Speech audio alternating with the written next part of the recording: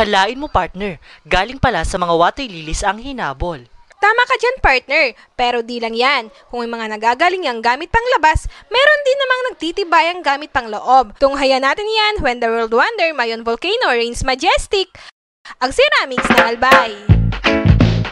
Ceramics ang pangunahing pinagkukunan ng kabuhayan dito sa Tiwi. At dahil sa mayaman ang lugar na ito sa clay, ay naging basihan ito ng Department of Trade and Industry na gawing modelo ng One Town, One Product sa bayang ito. Napili ng munisipyo o kaya ng lugar ay yung abundance kasi ng clay materials ng Tiwi.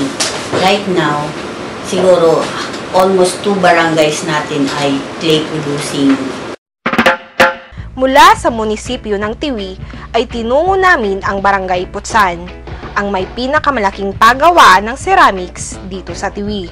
Dito, nakilala namin si Mr. Joel Kalinga, presidente ng Phil Ceramics, at ayon sa kanya, nakakagawa ang bawat isa sa kanila ng humigit kumulang 200 peraso kada araw depende sa laki at estilo nito. Dito nga ay tinuruan kami kung papaano gawin ang proseso.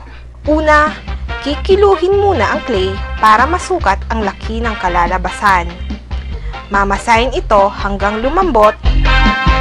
Sunod na paghuhulmahin ang gustong disenyo sa potter's wheel.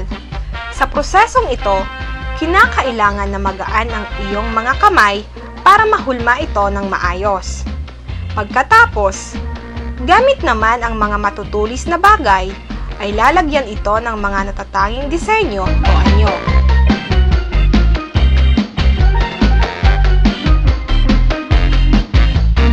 Ibibilad ito sa init ng araw hanggang sa tumigas. Sunod na lulutuin ang mga ito sa oven sa loob ng 4 na oras para naman mas tumigas pa ang mga ito. Lalagyan ng mga palamuti gamit ang iba't ibang kulay ng varnish at pintura. Ito ay para naman mas maging kaaya-aya pa sa mata ng mga mamimili. At kapag tuyo na ito, ay pwede na itong ibenta sa halagang 10 piso pataas, depende sa laki at estilo nito. Isa sa mga natutulungan ng mga ceramics na ito ay ang pamilya ni Ate Loria Torrente na 8 taon nang bumibenta ng mga ceramics dito sa Tiwi.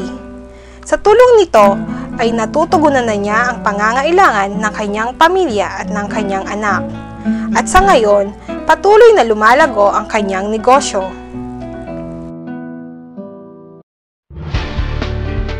Maliban sa kabuhayan na naibibigay ng ceramics industry sa bawat pamilya na gumagawa at bumibenta nito, ay malaking tulong din ang produksyon ng ceramics sa pagpapakilala ng lugar.